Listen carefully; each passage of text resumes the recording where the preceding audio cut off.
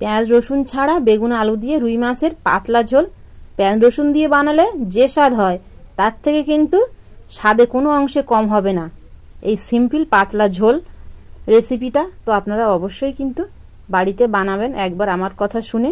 গরম গরম ভাতের সঙ্গে আপনারা খেয়ে দেখবেন, অসাধারণ হবে খেতে।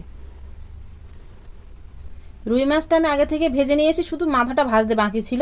এর মধ্যে লবণ আর হলুদ গুঁড়ো দিয়ে মাখিয়ে নেব।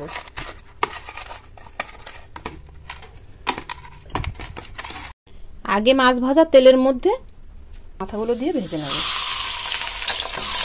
বেগুন আর আলু দিয়ে রুই মাছের পাতলা ঝোল বানানোর জন্য আলুগুলো খোসা ছাড়িয়ে নিয়েছি আর বেগুনগুলো নিয়েছি বোটা ছাড়িয়ে। সবজিটা ধুয়ে নিয়েছি, তো সবজিটা কাটার পরে আর একবার একটু ধুয়ে নেব। মাছের ঝোল বানাবো সেই জন্য একটু লম্বা লম্বা করে কাটবো বেগুনগুলো।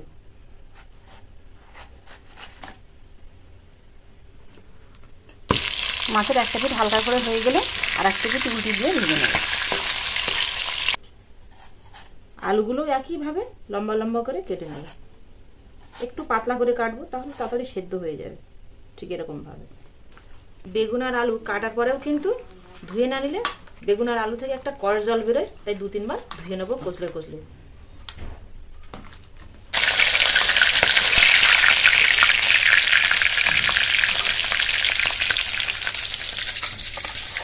ওই তেলের মধ্যে আলু দিয়ে দেব, সামান্য পরিমাণে লবণ হলুদ গুঁড়ো, আলুটা ভেজে নেব। আলুটা লবণ হলুদ দিয়ে বেশ লাল করে ভেজে নিয়েছি। আর লবণ দিলাম কারণ আলুটা খুব তাড়াতাড়ি কিন্তু সেদ্ধ হয়ে যাবে। দেখুন 50%-এরও বেশি সেদ্ধ হয়ে গেছে ভাজতে ভাজতে। এবার আলুটা তুলে নেব। ওই তেলের মধ্যেই বেগুনগুলো দিয়ে ভেজে নেব। লবণ, সামান্য হলুদ গুঁড়ো, বেগুনটাও একইভাবে লাল করে ভেজে নেব। বেগুনটা উল্টে পাল্টে বেশ লাল করে ভেজে নিয়েছি। বেগুনগুলো দেখুন সেদ্ধ হয়ে গেছে, তবে গোটা গোটাই আছে। বেগুনগুলো তুলে নেব। ওই তেলের মধ্যে দিয়ে দেবো 2 চিমটির মতো কালো জিরে, কাঁচা লঙ্কা চেরা, আর দিয়ে দেবো একটা টমেটো কুচি। এখানে আমি আধা পাকা কাঁচা টমেটো নিয়েছি, তবে আপনারা পাকা টমেটোও দিতে পারেন। টমেটোটা 1 মিনিট ভেজে নিয়ে এর মধ্যে দিয়ে দেবো আদা গ্রেট করা।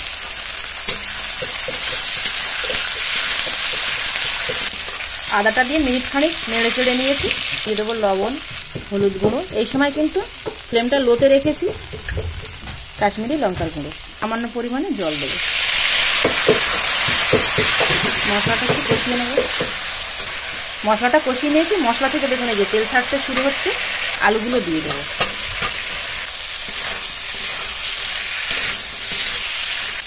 বেগুনটা এক্ষুনি আর এর মধ্যে দেবো না, আলুটা দিয়ে খানিকক্ষণ একটু কষিয়ে নিই। আলুটা দিয়ে 2 মিনিট কষিয়ে নিয়েছি। পরিমাণ মতো জল দিয়ে দেবো।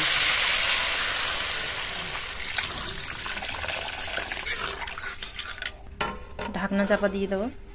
এ সাইডে আলাদা একটা পাত্রের মধ্যে ফুটন্ত গরম জল নিয়েছি। এর মধ্যে দিয়ে দেবো 1 চামচ জিরে গুঁড়ো, 1 চামচ ধনে গুঁড়ো, 1 চিমটি পরিমাণ গোলমরিচ গুঁড়ো, মিশিয়ে নেব। 2 মিনিট পরে চাপাটা খুলে নেব।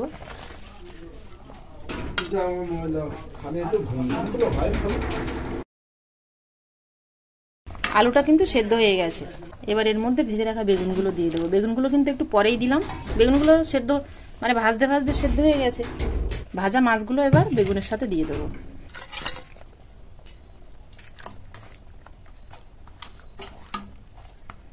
দুটো একটা আলু একটু গালিয়ে দেবো, তাহলে ঝোলটা একটু ঘন হবে।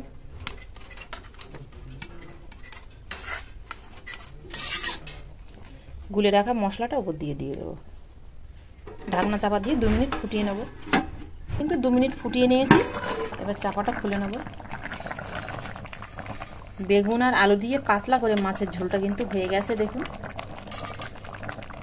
আর এই যে বড় ফুটের সঙ্গে একদম দেখুন এই যে ছোট ছোট ছোট ছোট ফুট উঠছে। এই ফুটটা আসলেই বোঝা যাবে যে রান্নাটা হয়ে গেছে। এবার ওপর দিয়ে ধনেপাতা কুচি দিয়ে দেবো।